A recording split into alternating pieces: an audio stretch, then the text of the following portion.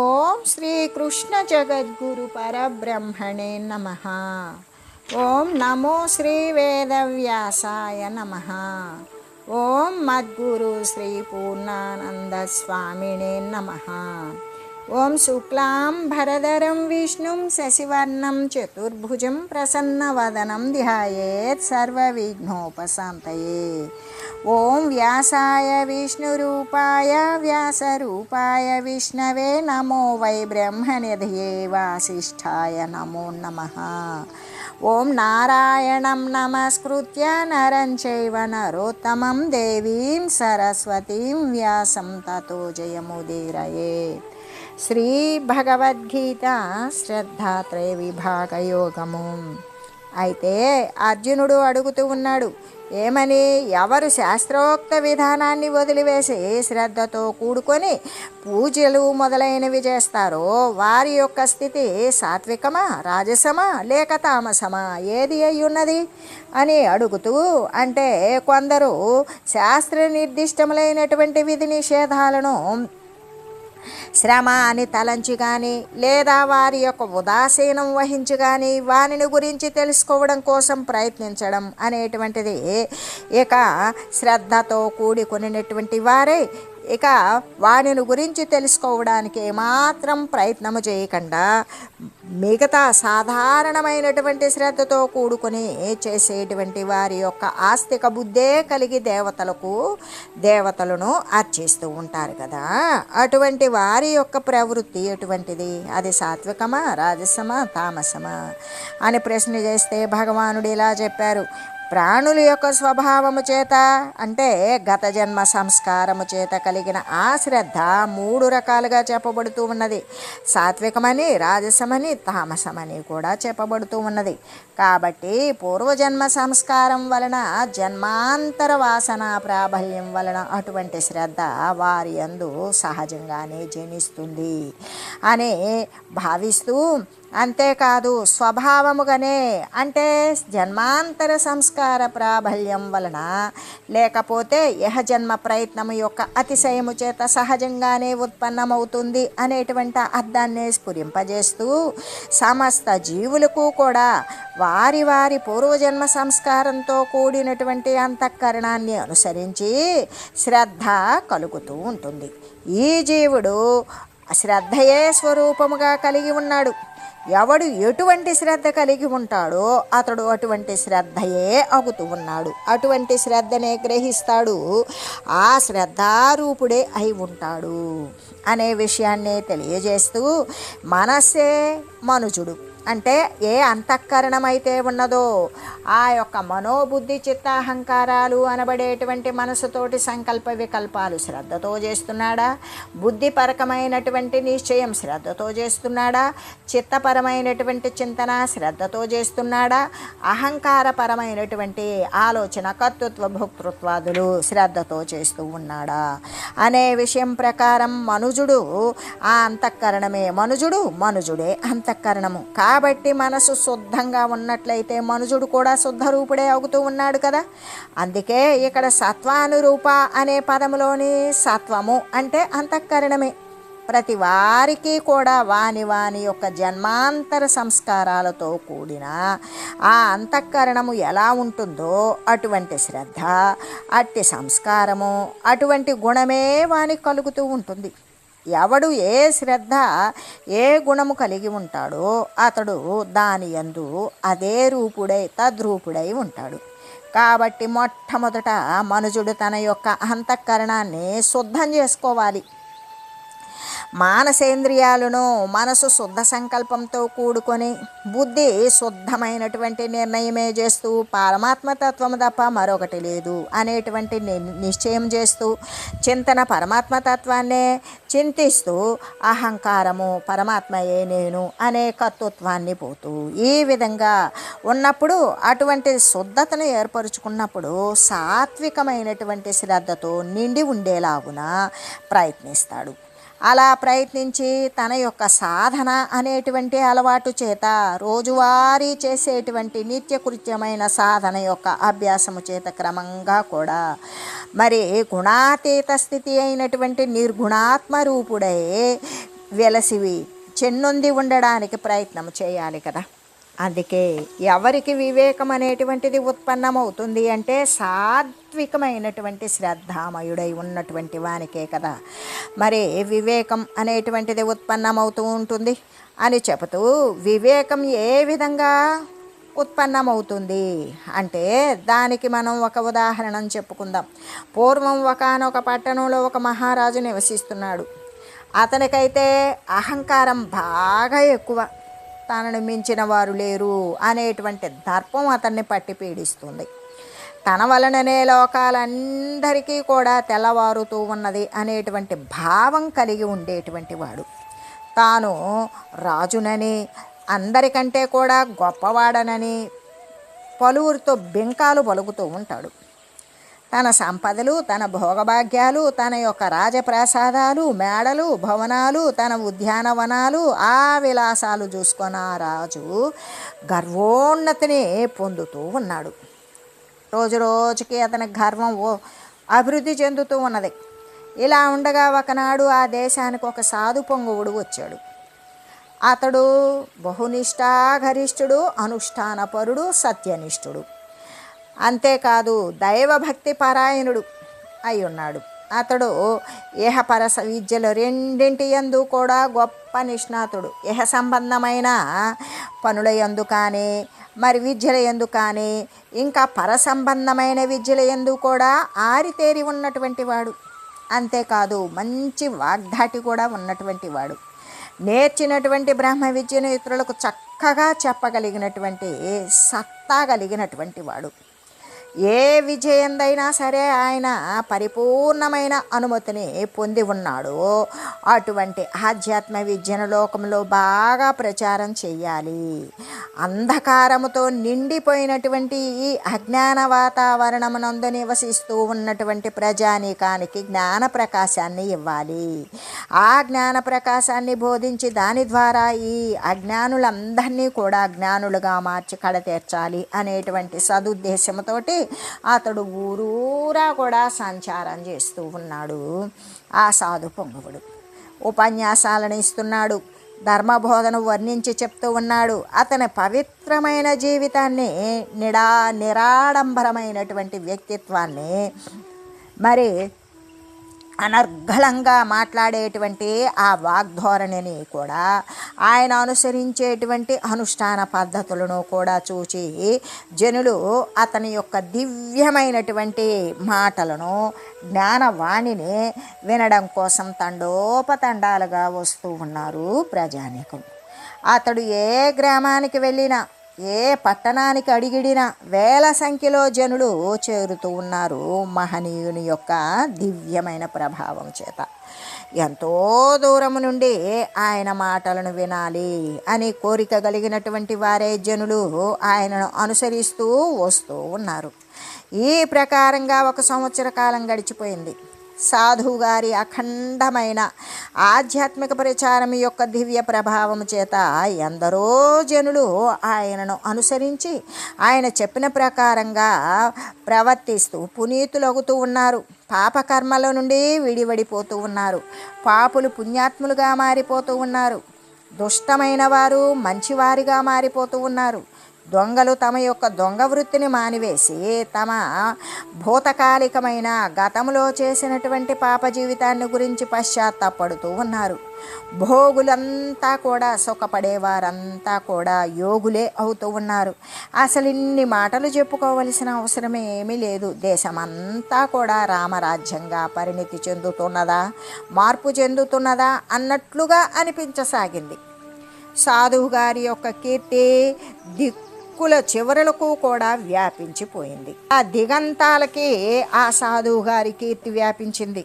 అప్పుడు ఆ దేశపు మంత్రి వరేణ్యుడు ఏం చేశాడంటే సాధు మహాత్ముని యొక్క కీర్తి ప్రతిష్టలకు ఆశ్చర్యపోయాడు.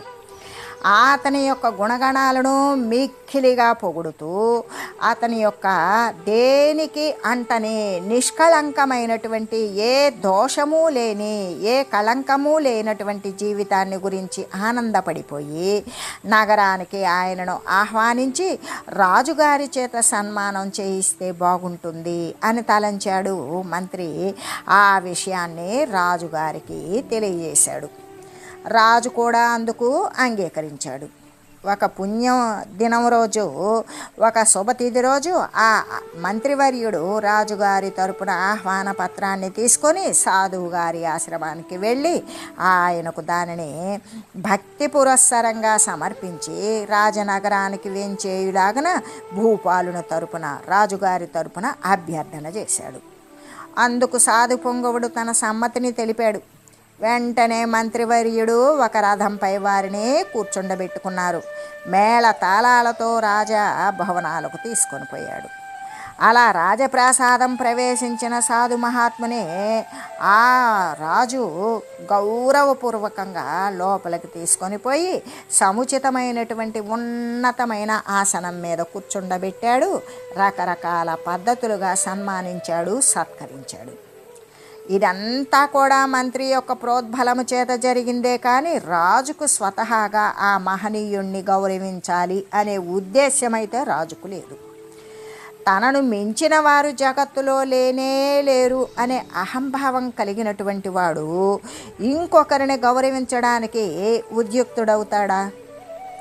అయినప్పటికీ కూడా మంత్రి గారి మీద ఉన్నటువంటి మంచి అభిప్రాయం వలన రాజు అతని మాట తీసివేయలేక సాధు మహాత్ముల్ని సత్కారం చేశాడు.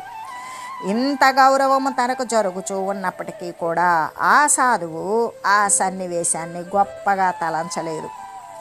దైవమందే మనసును నెలకొల్పుకొని బాహ్య సంబంధమైన దృష్టి లేనివాడై ఉన్నాడు. తనను సత్కరిస్తూ ఉన్నటువంటి రాజుపై కానీ తాను ఆసీనుడై ఉన్నటువంటి నానా రకాలుగా అలంకారం చేసిన శోభిత మణిమయాలతో నిండిపోయిన దివ్యమైన ఆసనం మీద కానీ నవరత్నాలతో తులతూగుతూ ఉన్నటువంటి రాజభవనంపై కానీ అతడు తన దృష్టిని నిలపలేదు. కేవలము భగవంతుని యొక్క పాదార విందాల యందే దానిని సంలగ్నం చేశారు సాధువు గారు. కానీ అహంభావ ప్రపూరితుడైనటువంటి ఆ భూపాలుడు, ఆ రాజు పరిస్థితిని అర్థం చేసుకోలేకపోయాడు. అపార్థమే చేసుకున్నాడు. సాధువు తనని కించపరిచాడు అని భావించాడు.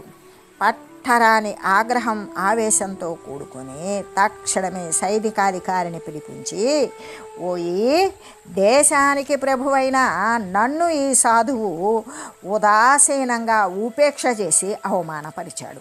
కాబట్టి ఇతనిని దేశం నుండి బహిష్కరించి వేయండి అని ఆజ్ఞాపించాడు.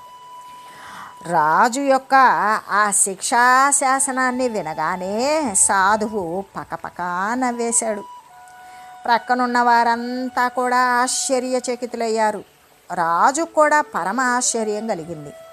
సాధువు గారు, శిక్ష విధించగానే మీరెందుకు నవ్వారు అని ప్రశ్నించారు.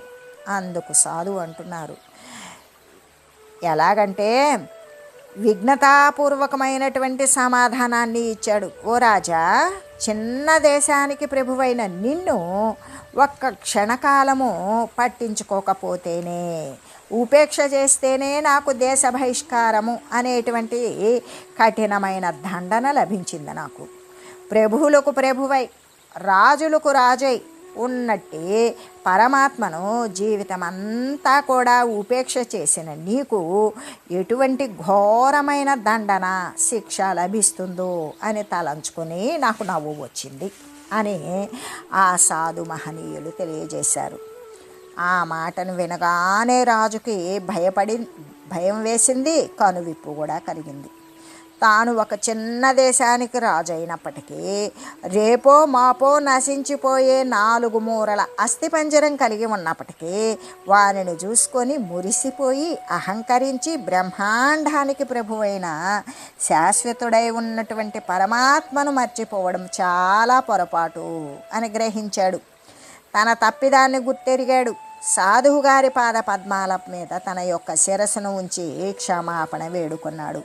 తనకు చక్కని బోధన ప్రసాదించినందులకు, తన యొక్క మూసుకుపోయిన కన్నులను తెరిపించినందులకు కూడా తనకి వివేకము అనేది ఉదయించేటట్లు ఆ వివేకోదయాన్ని కలిగించి అంధకారముతో చీకటితో నిండిపోయిన తన జీవితాన్ని వెలుగుతో ప్రకాశంతో చేసినందుకు అతనిని వేనోళ్ళ పొగిడి తగు రీతిలో సత్కరించి పంపించారు. అంటే ఎవరైనా సరే తమ తమ సంపదలను చూసుకొని గర్వించకూడదు కదా. క్షణిక జీవితము గొప్ప అని తలంచి ఆ ప్రభువు అయినటువంటి భగవంతుణ్ణి విస్మరించకూడదు కదా. శాశ్వతుడైన పరమాత్మకు వినిర్మలమైన, మాలిన్యరహితమైన, కల్మషరహితమైన భక్తిభావంతో జోహారులర్పించి వినమ్రులై నిరంతరం కూడా దైవచింతనతో కూడుకొని జీవితాన్ని పవిత్రంగా చేసుకోవలసింది కదా. అటువంటి శ్రద్ధయే సాత్విక శ్రద్ధతో నిండి ఉండేలాగున ప్రయత్నించాలి.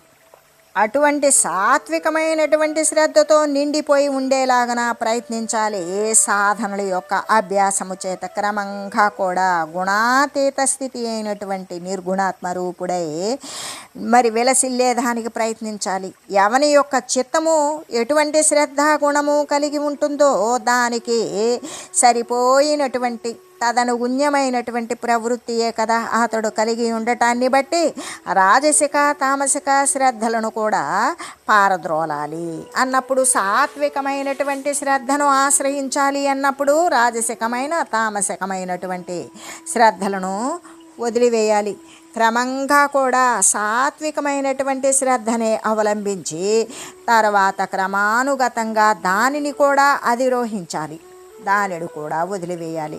విశుద్ధమైనటువంటి ఆత్మస్థితిని చేరుకోవాలి. అదే కదా అతని యొక్క యథార్థమైనటువంటి స్థానము.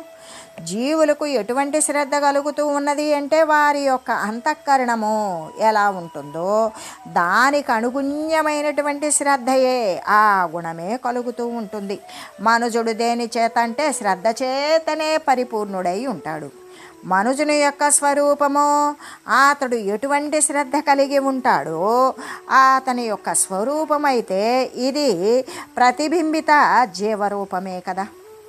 అంటే ప్రతిబింబత రూపము. వాస్తవానికి బింబభూతమైనటువంటి ఆత్మయే అతని స్వరూపము అని ఎరగాలి కదా.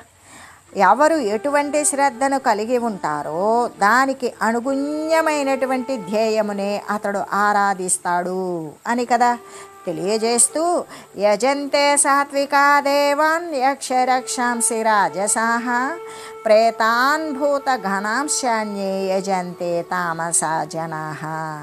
సత్వగుణం కలిగినటువంటి వారు దేవతలను ఆరాధిస్తారు. రజోగుణము కలిగిన వారు యక్షులను రాక్షసులను ఆరాధిస్తారు. తమో గుణం కలిగిన వారు భూత ప్రేత గణాలను పూజిస్తూ ఉంటారు. అంటే ఎవరెవ్వరు ఏ ఏ గుణాలను కలిగి ఉంటారో వారి స్వభావము, వారి నడక, వారి ఆహారము, వారి మాట, వారి తీరు, వారు చదివే గ్రంథాలు, వారు పూజించే దేవతలు దానికి అనుగుణ్యంగానే ఉంటాయి అనే విషయాన్ని మనకి ఇంతకుముందు ఆ యొక్క చతుర్దశ అధ్యాయము అంటే మనకి గుణత్రయ విభాగ యోగంలోనే మనకి చక్కగా తెలియజేశారు అని చెబుతూ, అది దృఢపడడం కోసం మళ్ళీ కూడా ఇప్పుడు తెలియజేస్తూ ఉన్నారు.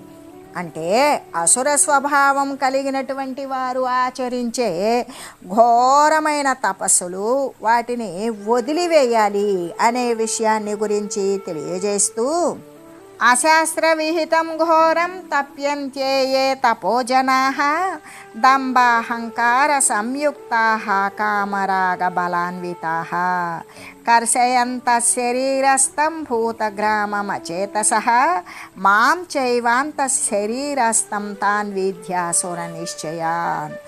ఏ జనులు శరీరమున ఉన్నటువంటి ఈ పంచభూత సముదాయాన్ని లేక ఇంద్రియ సమూహాన్ని ఈ శరీరంలో ఉన్నటువంటి పంచభూతాలతో ఏర్పడినటువంటి ఈ యొక్క దేహము పంచభూత సముదాయమే అయి ఉంటుంది కదా. ఆ పంచభూత సముదాయాన్ని లేకపోతే పంచభూతాల యొక్క సమ్మిశ్రితమైనటువంటి దాని ద్వారా ఏర్పడినటువంటి ఈ పాంచభౌతిక దేహం యొక్క ఇంద్రియ సమూహాలను ఉపవాసాదుల చేత, అంటే ఉపవాసమని మరి నిద్ర లేకపోవడమని ఇటువంటి వాటి చేత శుష్కింపజేస్తూ ఉంటారు. లోపల ఉన్నటువంటి ప్రతి పాంచభౌతిక నిర్మితమైనటువంటి ఈ దేహమునందు పంచభూతాలు అనేవి ప్రతి దేహమునందు కూడా ప్రకృతిజన్యమైనటువంటి దాని యందు పంచభూతాల చేత నిర్మితమైనటువంటి ఈ దేహమునందు పంచభూతాలు అనే సముదాయం కూడా నిండే ఉన్నది. అటువంటి దాని ద్వారానే ఏర్పడినటువంటివి ఆ అవయవాలు కూడా, అదే ఇంద్రియ సమూహాలు.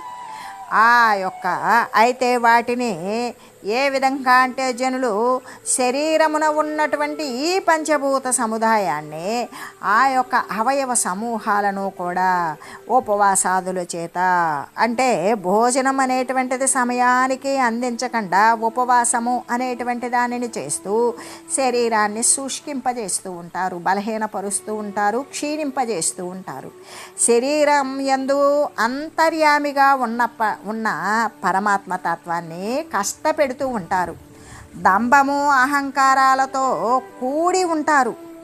కామము రాగము అంటే కోరిక ఆసక్తి ఉండి పశుబలం కలిగినటువంటి వారు, లేకపోతే కామబలం కోరిక యొక్క బలం కలిగి ఆసక్తి యొక్క బలం కలిగి ఉంటారు. అవివేకులు అయి శాస్త్రమునందు విధింపబడినటువంటిది తమకు కూడా ఇతరులకు కూడా బాధాకరమై ఉన్నది అగు తపస్సునే చేస్తూ ఉంటారు. శాస్త్రంలో ఏ ఉపవాసాదులను గురించి కూడా తెలియజేయలేదు. అటువంటి శాస్త్రములో చెప్పబడినటువంటి ఉపవాసాదులను చేస్తూ ఉంటారు. అది తమకు ఇతరులకు కూడా చాలా బాధను కలిగించేటువంటిది అయి ఉండేటువంటి తపస్సును చేస్తూ ఉంటారు. అటువంటి వారిని అసుర స్వభావం కలిగిన వారిగా తెలుసుకోవాలి అని చెబుతూ అశాస్త్ర విహితం, శాస్త్రమునందు విధింపబడినటువంటి కార్యాలను గురించి ఎవ్వరూ కూడా చేయరాదు అనే కదా భగవద్గీత శాసిస్తోంది, తెలియజేస్తోంది. ఘోరమైన తపస్సులు, భయంకరమైనటువంటి తామసికమైన మరి రాజసికమైనటువంటి క్రియలు కూడా శాస్త్ర సమ్మతాలు, శాస్త్రానికి తగినటువంటివి, శాస్త్రములో చెప్పినటువంటివి కావు. కాబట్టి శాస్త్రానికి విరుద్ధములైనటువంటి అట్టి క్రియలు నిందించబడినటువంటివే అవుతాయి కదా. తప్యంతేయే తపోజనాః అంటే వాస్తవానికి తపస్సు అంటే ఏంటి? అంతఃకరణమునందు ఉన్నటువంటి దోషాలను భస్మం చేసుకోవడమే. ఏ యొక్క మానసేంద్రియములో, బుద్ధీంద్రియములో, చిత్తేంద్రియములో, అహంకారేంద్రియములో కూడా ఉన్నటువంటి దోషాలు, కలంకాలు, ఇటువంటివన్నీ కూడా మలినాలు, వాటిని నశింపజేసుకోవాలి. కానీ దేహము మొదలైనటువంటి శరీరాదులను, శరీరావయవాలను కూడా క్షీణింపజేయటం కాదు అనే కదా తెలియాలి. కాబట్టి అటువంటి తపస్సునే ఆశ్రయించాలి. కానీ శరీరాంతర్గతంగా ఉన్నటువంటి భగవంతునికి, తనకు, ఇతరులకు కూడా ప్రమాదాలు కలిగించేటువంటి ఉపద్రవకరములైనటువంటి క్రూరమైన తపస్సులను ఏది రావణ హిరణ్యకశిపులు చేసినటువంటివి వానిని చేయకూడదు కదా. ఇప్పుడు రావణుడు ఘోరమైన తలకాయలు నరికేసుకున్నాడు.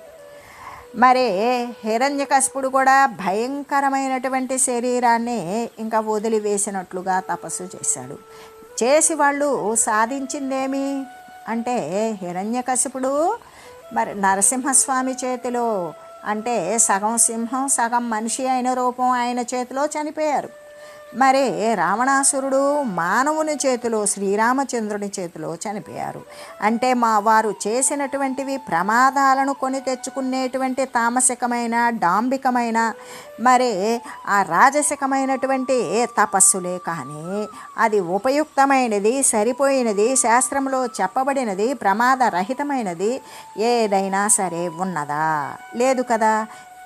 మరి తపస్సు అంటే ఇంద్రియాలను తప్పింపచేయాలి.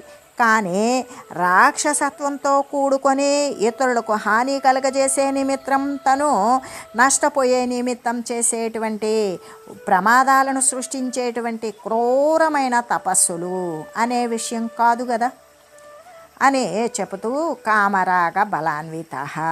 ఈ ప్రాపంచక సంబంధమైన బలాలు ఎన్ని ఉన్నప్పటికీ దైవ బలం లేదనుకో, అవన్నీ కూడా నిరుపయోగాలే, ఉపయోగం లేనివే అవుతాయి కదా. అదే క్షుద్ర బలాలు కలిగినటువంటి వారైతే దైవ వాసనే లేకుండా ఉంటారు. వారు ఎవరైనా సరే ఇక రాక్షసుల క్రిందనే జమగట్టబడతారు కదా. దైవిక వాసన లేకుండా క్షుద్ర బలంతో ఉండి ఎన్నో రకాలైనటువంటి బలాలతోటి ఉన్నప్పుడు వారు అసలు ఎవరైనా సరే రాక్షసుల కిందే లెక్కగట్టబడతారు. కామరాగాలు మానవుల యొక్క మానవత్వాన్ని, దానికి అంతర్గతమైనటువంటి దేవత్వాన్ని కూడా హరించి వేస్తాయి కదా. అంటే కోరిక, ఆసక్తి అనేటువంటివేంటి, మానవుల యొక్క మానవత్వాన్ని నశింపజేస్తుంది. కోరిక బలపడితే అవతల వాని యొక్క మంచి చెడు ఏమీ చూడదు. ఆ విధంగా మానవత్వం నశిస్తుంది, దానవత్వం రగులుకుంటుంది. అలాగే ఆసక్తి, దేని పట్లైనా ఆసక్తి కలిగి ఉంటే అప్పుడు మానవుల యొక్క మానవత్వం నశించిపోతుంది. ఆ మానవత్వానికి అంతర్గతమైనటువంటి దేవత్వం, దేవత్వం కూడా హరించి వేస్తారు. వారి పారమార్థికతను పీల్చి పిప్పి చేసేస్తారు. చేసి నిజాత్మ స్వరూపాన్ని కప్పివేసి వారులను రాక్షసులుగా మార్చివేయగలుగుతాయి ఈ కామము, ఆసక్తి. కామరాగ బలాన్విత అనేటువంటివి కాబట్టి వాటిని తప్పనిసరిగా వదిలివేయాలి అని చెబుతూ ఓం మంగళం పావన గీతామాత జయ మంగళం భక్తజనావని బంధ విమోచనే భవభయహారిణి భవ్యదాయిని మంగళం. ఓం మంగళం శ్రీ కురుక్షేత్ర రణక్షోణీ విహారిణే పార్థసారథిరూపాయ గీతాచార్యాయ మంగళం. ఓం మంగళం మహత్.